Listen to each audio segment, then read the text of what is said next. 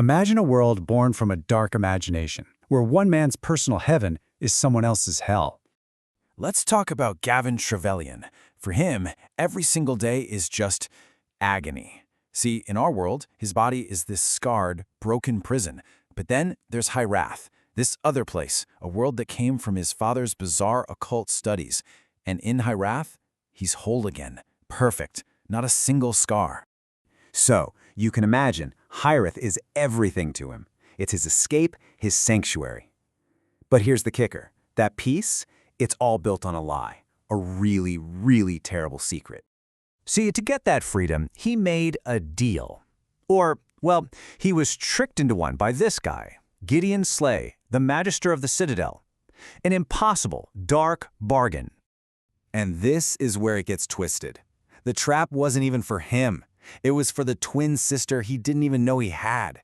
She was pulled from our world to take his place, thrown right into the middle of all the dangers he was so desperate to escape. So now, can you picture it? He's back in his real body, in all that pain, but now there's this crushing guilt on top of it all. He knows what he has to do. He has to go back. He has to face that world he ran from to save the sister he basically threw to the wolves. But going back to Hyrath, yeah, it's not just about his past anymore. Something else is waking up. A new, terrifying power is stirring in the West, something born from shadows and some really old, really dark prophecies. And it has a name. Severin. Think about this guy. No fear, no wants, no desires. He's just a weapon. A tool with a single devastating purpose, given to him by some dark master. How was he made? Well, picture this. Deep underground, in some dark chamber, a man willingly steps into a fire of pure black flame. He's literally cremated. And what walks out? This gangly, bone-white creature. Reborn for one reason, to spread a message of complete and total annihilation across Hyrath. So while this new nightmare starts to spread, what about the good guys, the defenders of the land? Well, they're completely broken. They're scattered, on the run, and just trying to survive. You've got the Wardens. These were Trevelyan's own guards, the protectors of Hyrath. Now, they're fugitives, hunted down because their loyalty is now considered treason. Go figure. Then there was this company of heroes, right? Their whole mission was to unite the clans. Well, their ship gets absolutely torn to shreds by this insane storm. Their fates, totally unknown, just lost to the sea. And let's not forget the sister, Miranda. After being pulled from the ruins of the Citadel, she's all alone. She's hurt, she's lost, and she's in a world that makes absolutely no sense to her. But here's the thing. None of this is an accident. The storm, the captures, every single move Trevelyan has made, it's all been part of a plan. Someone has been pulling the strings the entire time. Everyone's been talking about these ancient prophecies, right? The ones that foretold a world ender. But what if that prophecy isn't a prediction at all? What if the prophecy itself is the weapon, created by some hidden player in a game no one even realizes they're in?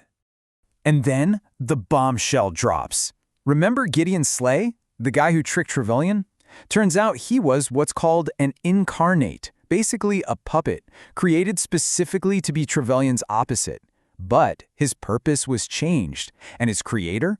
Oh, they're still alive. They're still out there, watching and playing with the fate of the entire world. So now it's all coming to a head. All these scattered chess pieces on the board are finally moving towards the center. Every desperate choice, every close call, it's all converging. Amidst all this chaos, there's a spark of something. Miranda, Trevelyan's sister, and another young survivor of that shipwreck, they discover they can talk to each other with their minds. A tiny thread of hope connecting two people across a shattered land.